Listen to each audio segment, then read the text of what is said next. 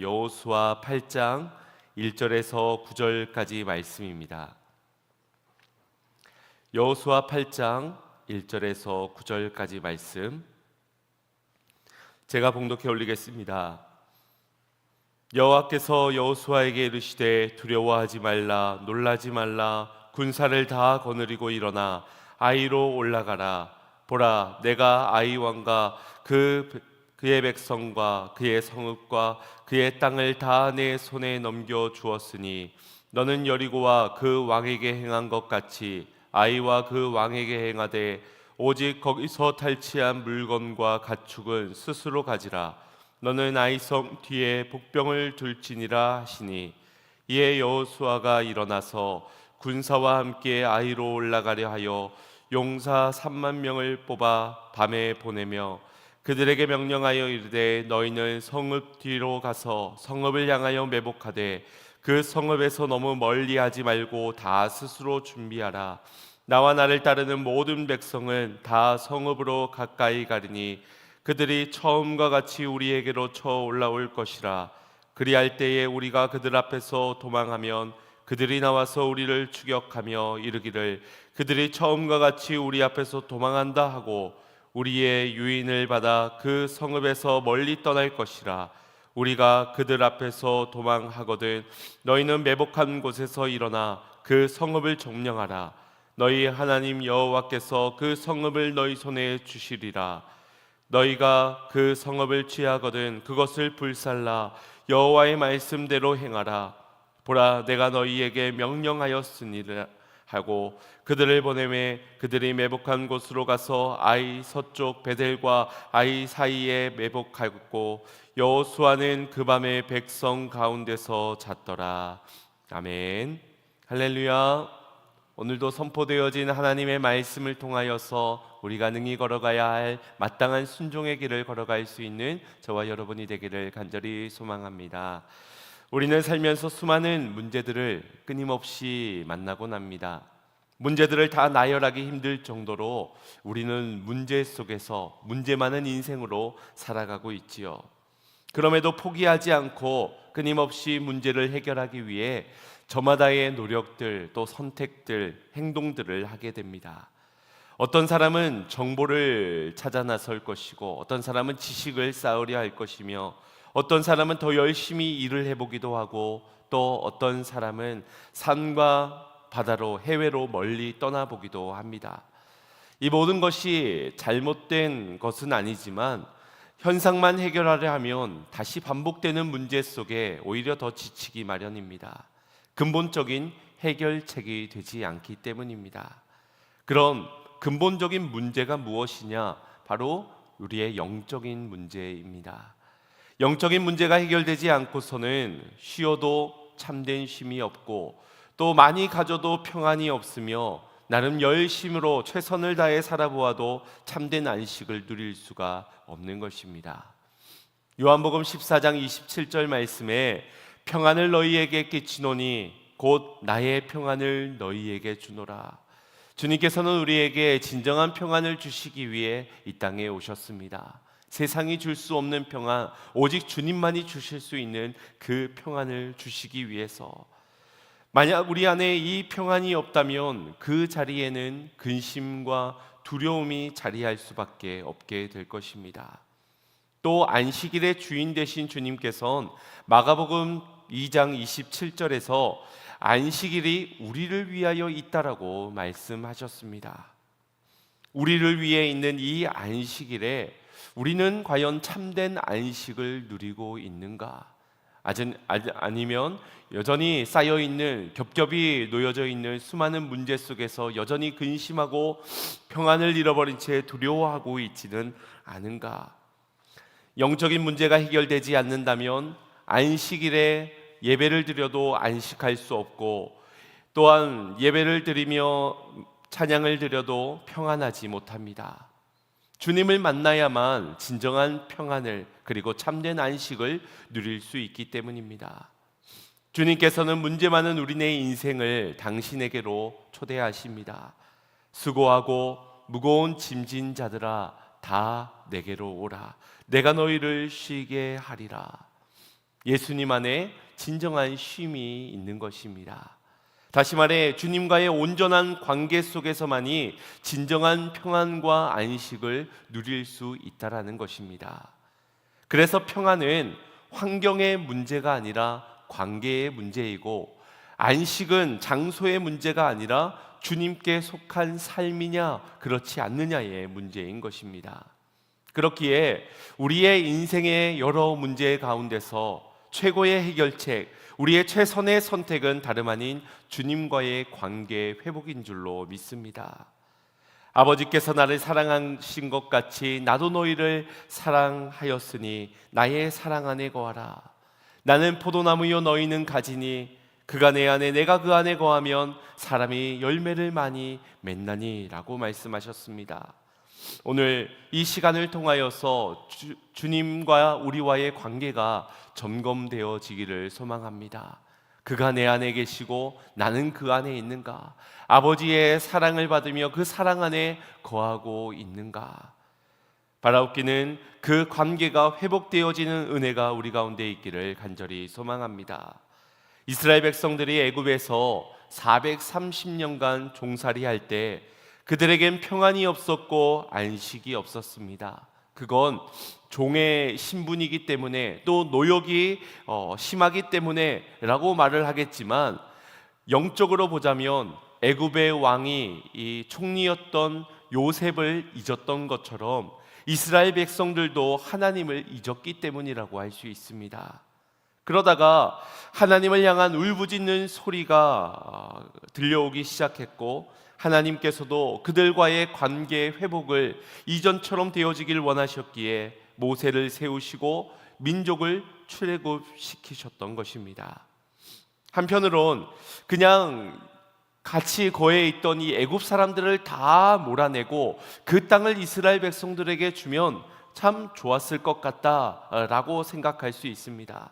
하지만 진짜 해결은 장소의 문제도, 내 앞에 문제를 없애는 것의 문제도 아니기 때문에, 진짜 해결은 관계의 회복이기 때문에 하나님께서는 그들을 출애굽시키시어 광야를 허락하신 것입니다. 그리고 약속의 땅을 향한 믿음의 여정이 주어지게 된 것이지요.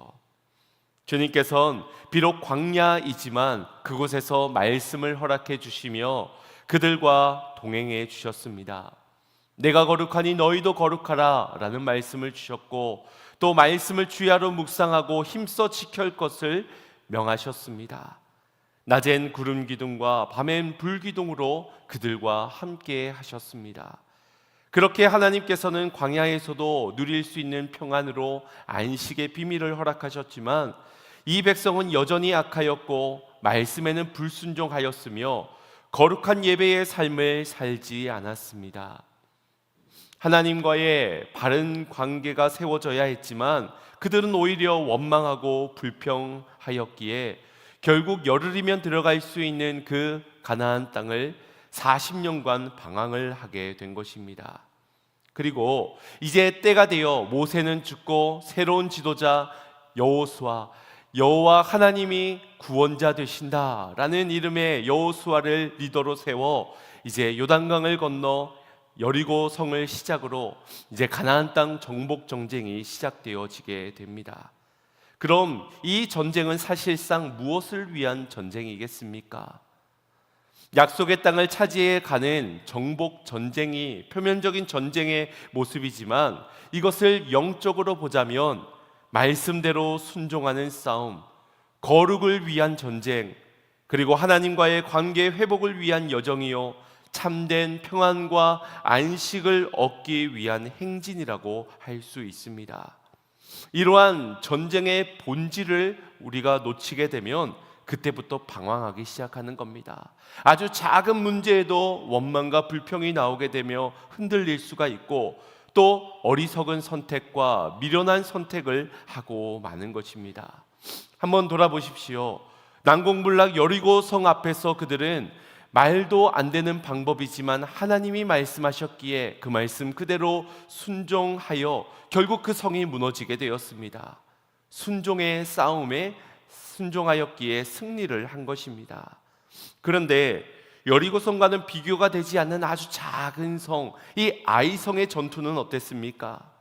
말이 되는 인간의 논리를 앞세우며 아니란 태도로 어리석은 선택을 하고 말았습니다. 지난 여호수아 7장 3절에서 이 아이성을 정탐하고 온 이들이 이렇게 말하였습니다. 이 성 정도는 2, 3천 명 정도만 있으면은 충분히 차지할 수 있습니다. 다 갈 필요가 없습니다 라고 말하였습니다. 말하자면 이건 기도할 것도 없고 하나님이 도우실 필요도 없습니다. 그냥 대충 싸워도 우리가 이길 만한 사이즈입니다. 이런 말과 같습니다. 여러분, 이게 무슨 자신감일까요?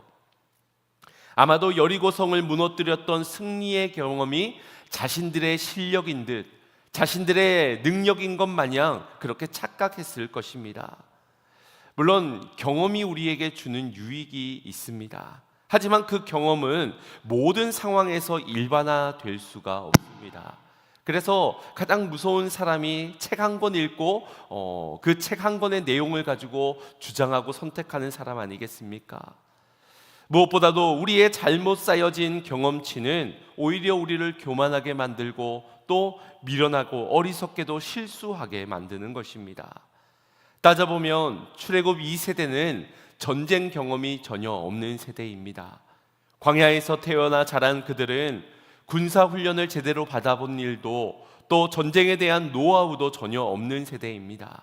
그저 여리고성도 말씀대로 침묵하여 걷기만 했는데 그 큰 여리고성이 알아서 무너졌습니다. 그럼 이 아이성 앞에서도 하나님의 말씀을 의지해야만 했습니다. 그들이 경험한 것이라고는 전쟁의 작은 순종의 전쟁을 했을 때 무너진다. 그러니 하나님의 말씀을 다시 의지했어야 했다라는 것입니다. 그러나 그들은 하나님을 의지하지 않았고 자신들의 숫자를, 안목을, 판단을, 경험을 의지하였습니다. 그렇게 하나님과의 관계가 느슨해지자마자 교만과 방심이 찾아왔고 결국 쓰라린 패배를 맛보고 만 것입니다. 물론 본문 앞장인 7장 말씀을 보신 분들은 아시겠지만 아이성 전투에 패배한 원인은 이 아간의 죄의 문제라고 밝히고 있습니다. 아간이라는 인물은 유다 지파에서 리더 출신으로 매우 책임 있는 위치와 영향력을 가진 인물이었습니다. 그랬던 그가 이 여리고성 전투에서 얻은 전리품을 다 진멸하라 하신 하나님의 명령을 어기고 은과 금을, 아름다워 보이는 외투를 취하며 자신의 장막에 몰래 감추어 두었습니다. 그리고 그 죄가 드러나게 되자 그는 이러한 말로 변명합니다. 여호수아 7장 21절 말씀 합독해 보겠습니다. 시작. 내가 노력한 물건 중에 시나이 산의 아름다운 외투 한 벌과 은 200세겔과 그 무게가 50세겔 되는 금덩이 하나를 보고 탐내어 가졌나이다. 보소서, 이제 그 물건들을 내 장막 가운데 땅 속에 감추었는데 은은 그 밑에 있나이다 하더라. 아멘. 여기에서 그가 보고 탐내고 가져다가 감추었다라고 시인하고 있는데, 이 흐름은 창세기 3장 6절에서 하와가 선악과를 따먹는 장면과 같은 구조입니다. 안타깝게도 아담과 하와처럼 아간은 자신이 꽁꽁 숨겨둔 죄가 영원히 숨겨질 줄로 착각했고 하나님 앞에 그 죄가 드러날 때까지 침묵한 채 회개하지 않았습니다.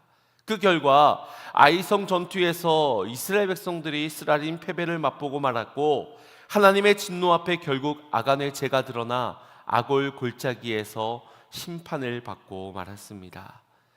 한편으론 아간 한 사람의 죄로 인하여 온 이스라엘 백성들이 패배의 고통을 받아야 한다는 사실이 매우 불합리하게 느껴질 수 있습니다. 그러나 여호수아 7장 11절의 말씀처럼 아간 한 사람의 죄, 개인의 죄가 아니라 이것은 이스라엘의 죄다, 이스라엘이 범죄했다라고 말씀하십니다. 아담 한 사람의 죄로 인하여 모든 인류가 죄 아래에 놓인 것처럼 아간 한 사람의 죄로 말미암아 이스라엘 전체가 범죄한 것으로 말씀하시는 겁니다. 이는 죄가 없는 이스라엘 백성들이 아간 때문에 고난을 받았다라는 것이 아니라 언약적 대표성을 부여받은 아간의 죄가 곧 이스라엘 전체의 죄였다라는 것입니다. 하나님께서는 한 사람의 죄를 드러내시면서 공동체의 죄의 문제를 들추어내시는 것이며 그 죄를 끊임없이 반복적으로 짓고 있는 그들에게서 죄를 끊어내고 공동체를 살리고자 하셨던 것입니다. 이 모든 여정이 바로 거룩을 위한 싸움이었던 것입니다. 순종의 걸음이 아니고서는 절대 약속의 땅에 들어갈 수 없기 때문에 하나님은 실패를 허락하셨고 그 실패를 통해 이스라엘 전체의 죄를 끊어내어 진정한 회복의 자리로 이끌고 계시는 것입니다. 우리가 즐겨 찬양하는 찬양의 가사 중 아골골짝 빈들에도 복음 들고 가오리다. 여기 아골골짝 빈들에 복음을 들고 가겠습니다. 아주 낭만적이고 헌신적인 아름다운 헌신의 작정, 그렇게 생각이 되어지는데 사실 이 아골골짜기는 아간이 그 죄로 인하여서 불로 죽임을 받은 심판의 장소입니다. 그러나 호세아 2장 15절 말씀에 보면 이 아골골짜기가 소망의 문을 삼아주리니, 아곡의 골짜기가 절망이 아니라 죽음과 심판으로 끝나져 버리는 것이 아니라 소망으로 들어가는 입구가 된다라고 말씀하십니다. 숨겨진 죄가 드러나고 교만에 의해 실패도 하였지만 그것으로 끝나져 버린 인생이 아니라 다시 언약이 주어지고 하나님의 은혜가 더해져 소망의 자리로 나아갈 수 있게 하셨다라는 것입니다.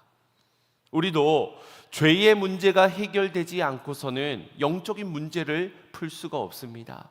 죄의 문제가 해결되어져야만 하나님과의 관계가 회복이 되어지는 것입니다. 그래야 이후에 평안도 안식도 승리도 얻게 되는 것입니다. 그래서 반드시 우리는 아골골짜기를 지나야만 합니다.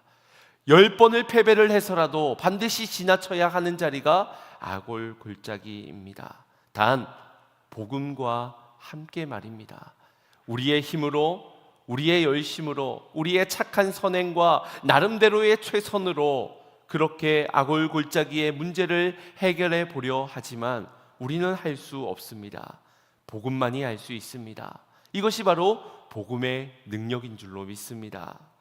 예수님의 십자가가 죽음으로 실패로 끝나져 버리는 것이 아니라 부활의 참 소망이 되어 주셨던 것처럼 아골골짝 빈들도 숨겨진 죄가 심판을 받은, 우리의 감춰두고 숨겨두었던 그 수치스러운 죄가 드러나는 자리이라 하지만 예수님의 복음과 함께라면 그곳에는 새 생명이 피어오르는 소망의 자리가 비로소 되게 된다라는 것입니다.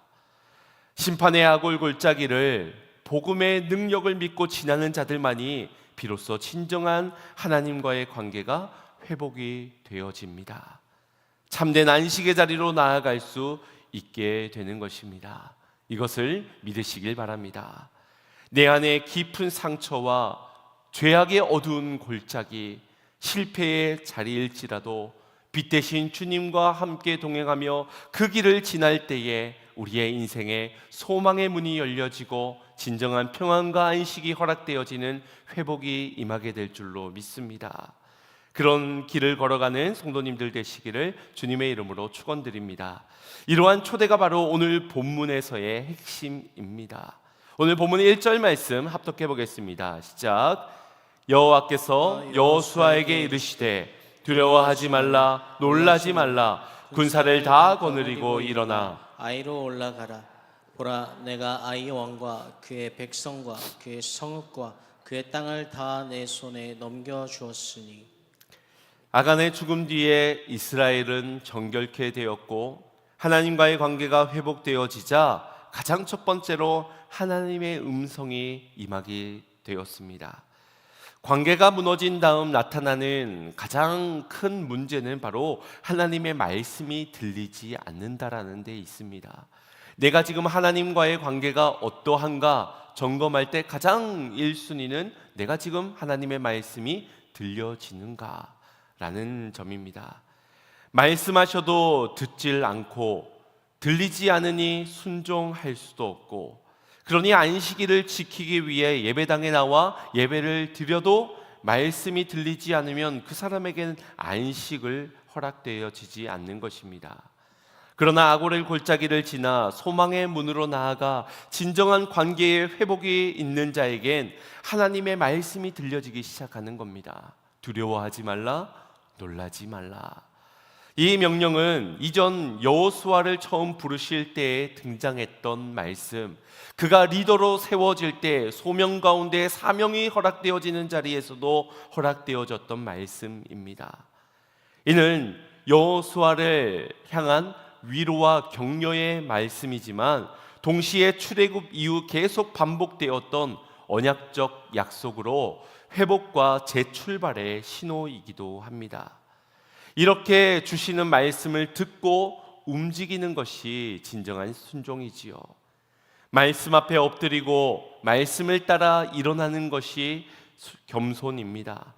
반대로 말씀하기 전에 움직이거나 말씀하셨는데도 움직이지 않는 것이 교만입니다. 지난 7장 1절에서 5절까지 이 아이 성행 전투를 앞두고 이 정탐했던 사람들의 말을 듣고 결단을 내리는 그들의 상황 속에서는 하나님의 음성이 전혀 들리지가 않았습니다. 그저 자신들의 음성이 가득했고 세상의 소리만 가득 채워져 있었습니다. 이것이 바로 교만한 상태의 모습입니다. 하나님은 없고 하나님의 말씀은 들리지 않고 나의 소견대로 사람의 소리만 가득 채워진 상태, 교만한 상태입니다. 그러나 하나님은 아이성 실패를 통해 죄를 드러내게 하셨고 교만을 꺾으셨습니다. 그리고 아골골짜기를 지난 그들에게 드디어 하나님의 말씀이 들려오기 시작하는데 두려워 말라, 놀라지 말라, 군사를 다 거느리고 일어나 아이로 올라가라. 조금 부담스러운 요구처럼 보여질 수 있습니다. 한두 사람 가는 것도 아니고 또 용맹한 군사들만 뽑는 것도 아니라 모든 군사, 즉 모든 이스라엘 백성들을 다 데리고 일어나 아이 성을 향해 올라가라 하십니다. 굳이 왜 그래야 하는지, 이젠 관계가 회복되어졌으니 주님께서 승리를 주실 법도 한데 굳이 왜 우리 모두가 다 그 힘든 어려움의 길을 가야 하는지 의문이 생길 수도 있습니다. 각자의 사정들이 다 다르지 않겠습니까? 우리 함께 전도하러 갑시다. 우리 함께 예배합시다. 우리 모두 전심으로 기도합시다. 저마다의 사정이 다르고 형편이 다르기 때문에 그 말을 함께 한다는 것이, 그 일을 함께 동력한다는 것이 부담스럽고 굳이 그렇게까지 해야 하는가 싶은 생각도 들 수 있습니다. 그러나 내 안에 교만이 사라지고 겸손으로 채워지니 하나님이 명령하신 대로 모든 백성들은 다 아이성 앞에 진을 쳐 전쟁에 임하는 것을 보게 됩니다. 주님이 원하시는 순종이 무엇입니까?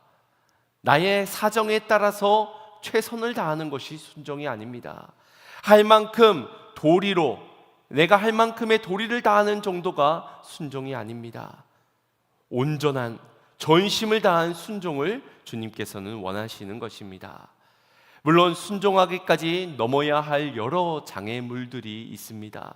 먼저는 실패했던 아이성의 전쟁의 경험이 주는 상처와 아픔이 있을 수 있습니다. 내가 지난번에도 그렇게 해봤는데, 내가 전번에도 금식하며 기도해 봤는데, 내가 열심히 예배도 드려 봤는데, 그렇게 실패했던 경험들, 이루어지지 않았던 경험들, 내 뜻대로 되지 않았던 경험들, 이런 것들이 우리 안에 장애물이 되는 것이지요. 꼭 일어나고 싶지 않아서가 아니라 또 넘어지고 싶지는 않아서, 다시 상처받고 싶지는 않아서, 또다시 실패할 수 있다라는 두려움 때문에 주저하고 망설이게 되는 겁니다. 또 다른 장애물은 변하지 않는 현실도 장애물이 될 것이고, 여전히 약해 보이는 자신도 장애물이 될 것이며, 그 순간 들려져오는 옆 사람의 소리, 세상에서의 많은 소리들이 장애물이 될 것입니다. 그러나 그럴수록 우리는 더욱더 하나님의 말씀에 집중해야 합니다. 아골골짜기에 소망의 문을 두신 하나님을 신뢰하며 그분의 음성이 들려지는 곳으로 나아가야 합니다. 안 된다, 어떻게 해도 안 된다, 꿈도 꾸지 마라, 할 수 없다. 혹시 우리 안에 이런 불신의 씨앗이 있지는 않습니까? 하나님의 약속의 말씀을 믿고 내 안에 모든 두려움을 몰아내시며 모든 장애물을 뛰어넘어 순종으로 나아가시는 성도님들 되시기를 축복합니다. 주님께서는 용기를 내라고 말씀하십니다.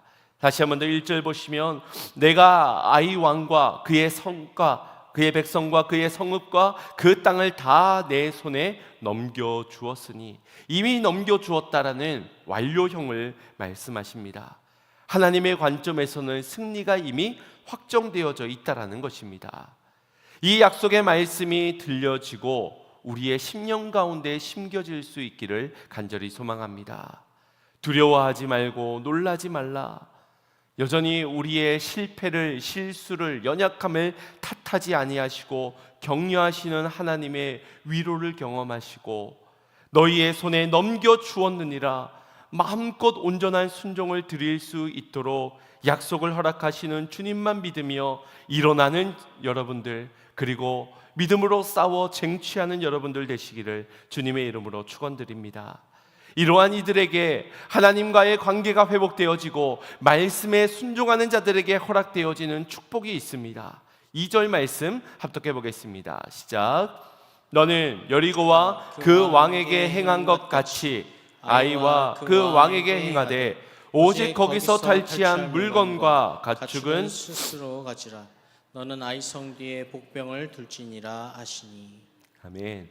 여리고와는 달리 이 아이성 전투에서 얻은 전리품과 가축은 취할 수 있도록 허락하십니다. 승리하게 하시는 것만 해도 감사한데 이번에는 전리품까지를 허락하시는 겁니다.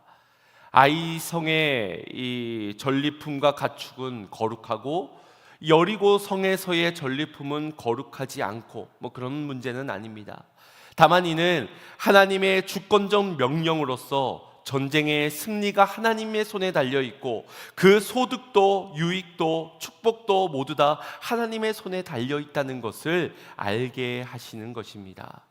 이후에 8절 말씀을 보면 그 성읍을 취하거든 그것은 불사르라고 말씀합니다. 전리품은 취하고 성읍은 불사르라. 취할 것이 있는가 하면 불살라야 하는 것이 있습니다. 취해야 할 때가 있는가 하면 취하지 말아야 할 때가 있는 것입니다. 우리의 인생에서도 마찬가지일 겁니다.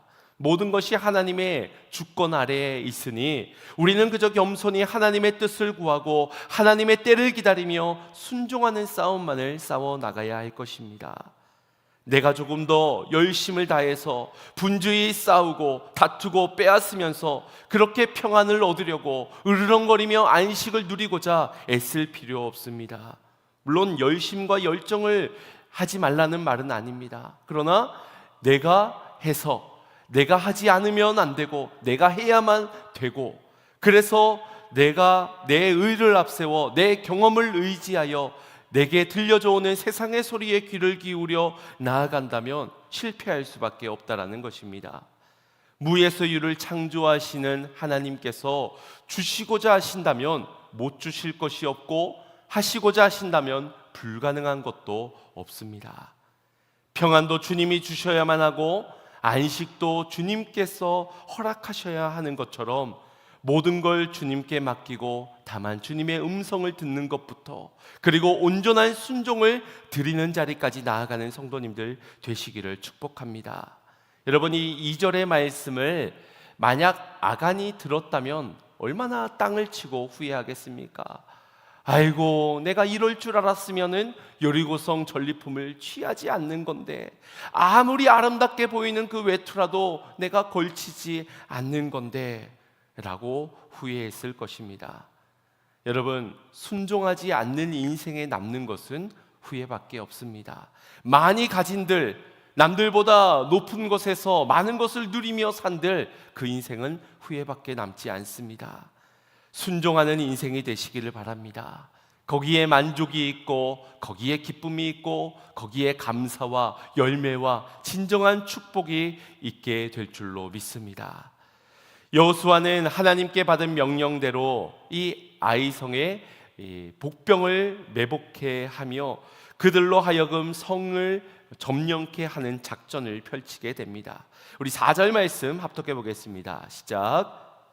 에게 명령하여 이르되 너희는 성읍 뒤로 가서 성읍을 향하여 매복하되 그 성읍에서 너무 멀리 하지 말고 다 스스로 준비하라.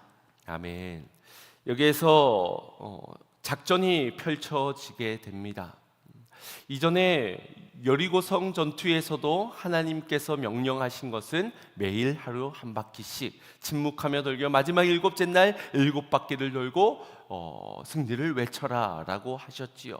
사실 그것은 작전처럼 보여지지가 않습니다. 그냥 순종하느냐 마느냐의 문제처럼 보여지지요. 그런데 이 오늘 아이성 전투에서는 이제 제대로 된 전략이 나오는 듯합니다. 그래서 마치 이 전략 때문에 이겼나 보다, 이 전략이 위대해서 이겼나 보다 우리가 이렇게 오해할 수 있습니다. 그러나 이 전략도 하나님의 명령이었습니다. 다시 말해 여리고성도 이 침묵과 순종의 싸움이었다면 이 아이성의 전투도 매복과 순종의 싸움이었다라는 것입니다. 모든 것이 하나님의 방식대로 이루어질 때 그분의 명령이, 그분의 작전이, 그분의 명령대로 순종한 것이 위대하여 승리를 얻게 되었다라는 것입니다. 이전에는 없던 매복 전략입니다. 전면에 서는 군대와 또 뒤에서 잠복하는 용사들, 이 전략은 이스라엘 백성들이 만들어낸 것이 아니라 하나님께서 직접 승리의 길을 열어주신 것입니다. 다시 말해 하나님과의 관계가 회복되어지면 이전에는 보이지 않던 그 길이 보여지기 시작하는 겁니다. 새로운 길이 보여지고 새로운 전략이 허락되어지고 새로운 돌파구가 열려지기 시작하는 것입니다. 이처럼 하나님은 상황마다 우리에게 다른 길을 허락하십니다. 공통점이 있다면 하나입니다. 하나님과의 관계가 회복되어질 때 하나님의 길이 보이기 시작한다. 그리고 하나님은 매복하라 라고만 말씀하셨지만 여호수아는 이 밤에 그들을 움직이게끔 하고 또 그 안에 세밀한 작전들을 더 일러주는 것을 보게 됩니다. 4절에서 보이지요. 성에서 멀리 가지 말라. 그리고 너희가 스스로 다 준비가 되어져 있어야 한다. 하나님과의 관계가 회복되어질 때 지혜가 허락되어지고 명철이 허락되어지는 것입니다. 그래서 주님의 말씀을 따라 움직일 때에도 온전한 순종으로 거기서 성령께서 주시는 지혜까지 더해져 그렇게 믿음으로 선택할 수 있게 되는 것입니다. 말씀대로 그 길을 순종하며 나아갈 때 승리가 주어짐을 믿으시길 바랍니다. 멀어지지 마십시오. 곧장 그 즉시 순종할 수 있을 정도로 여러분 선을 지키시기를 바랍니다. 하나님의 말씀보다 앞서지 않는 그 선이 있기를 소망하며 하나님의 때를 재촉하지 않는 그 선을 지키시기를 바랍니다. 그리고 온전한 순종을 주님 앞에 드릴 수 있는 그 선 앞에서 언제든지 출발 사인이 온다면 주님 내가 순종하여 드리겠습니다. 마음의 작정함과 또 믿음의 결단과 용기 그리고 깨어있는 이 준비가 우리 가운데 스스로 되어질 수 있기를 주님의 이름으로 축복합니다. 사랑하는 성도 여러분, 우리가 먼저 지나가야 하는 자리는 아골 골짜기입니다. 그것을 외면해서는 안 됩니다. 어쩌면 그것은 우리가 가장 추악한 수치스러운 죄가 드러날 자리요 가장 깊은 상처의 자리일 수도 있습니다. 또 아이성처럼 패배의 쓴잔을 맛보았던 실패의 자리일 수도 있습니다. 그러나 반드시 지나가야 하는 자리입니다. 외면에서는, 회피에서는, 다른 것으로 대체해서는 결코 해결될 수 없는 우리의 영적 문제, 복음과 함께 지나가시기를 바랍니다. 빛 대신 주님과 함께 동행하시면서 그 자리를 지나가시기를 바랍니다. 그리고 이후에 여시는 소망의 문을 향해 나아가시며 어떤 말씀을 주실더라도 주님 내가 순종하며 따르겠나이다.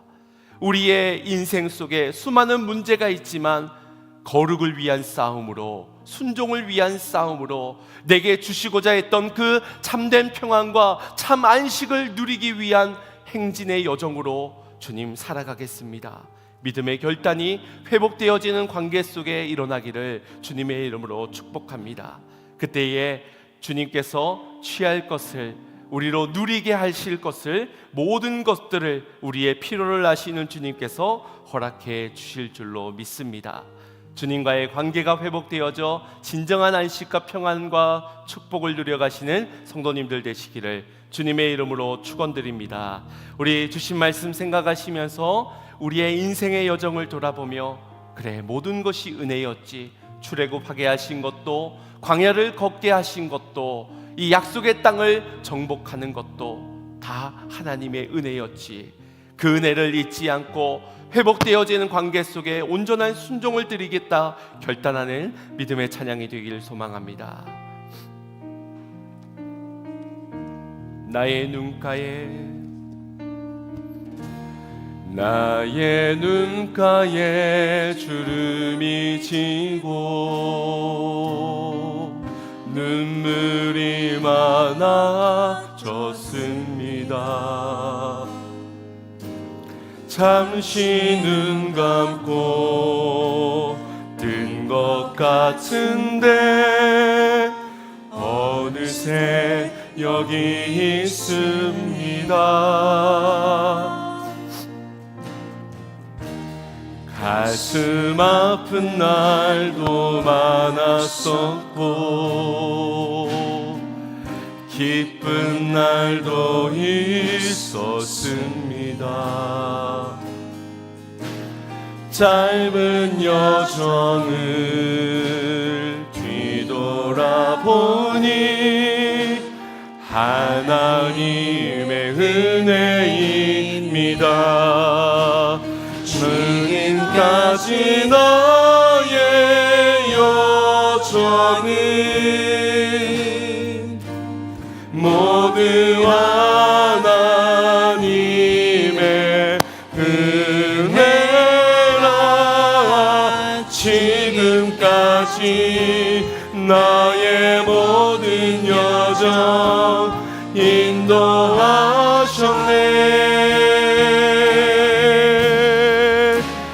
나의 남은 모든 여정은 모두 하나님께 맡기리라. 나의 모든 삶 마치는 날까지 붙드시리. 우리 다시 한 번 더 찬양하겠습니다. 나의 눈가에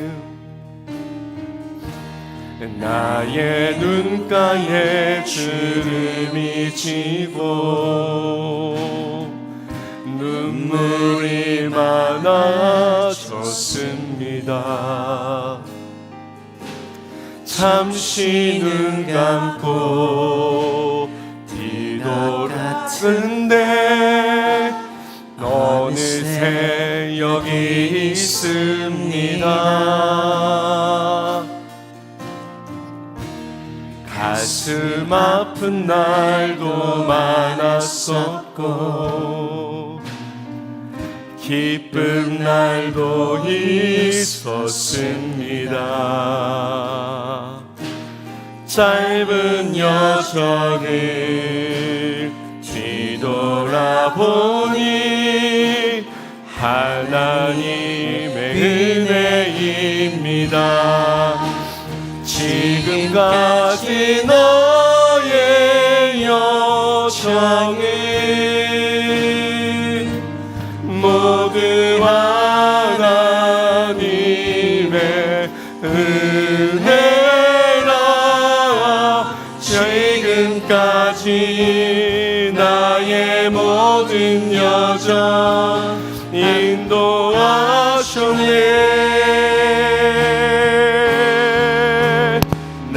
이제 남은 모든 여정을 모두 하나님께 맡기리라. 나의 모든 삶 마치는 날까지 붙들시. 아멘.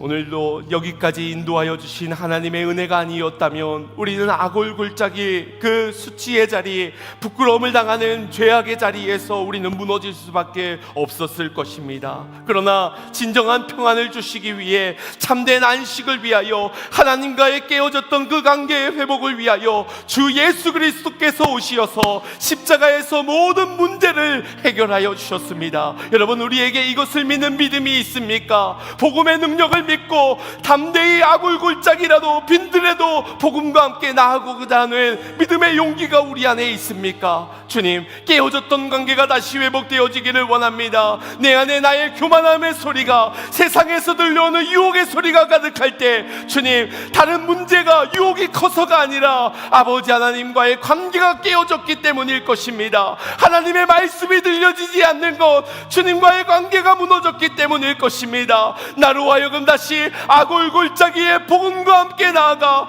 소망의 문을 열고 나아갈 수 있는 믿음이 있기를 소망하며, 회복되어지는 관계 속에 하나님의 말씀을 온전히 듣고 온전히 순종하며 따라갈 수 있는 나의 남은 인생의 여정이 되기를 소망하오니, 주여 나를 도와주시고 내게 다시 한번 은혜를 허락하여 주시옵소서. 우리 함께 주여 한번 부르짖고 기도하겠습니다. 주여, 사랑해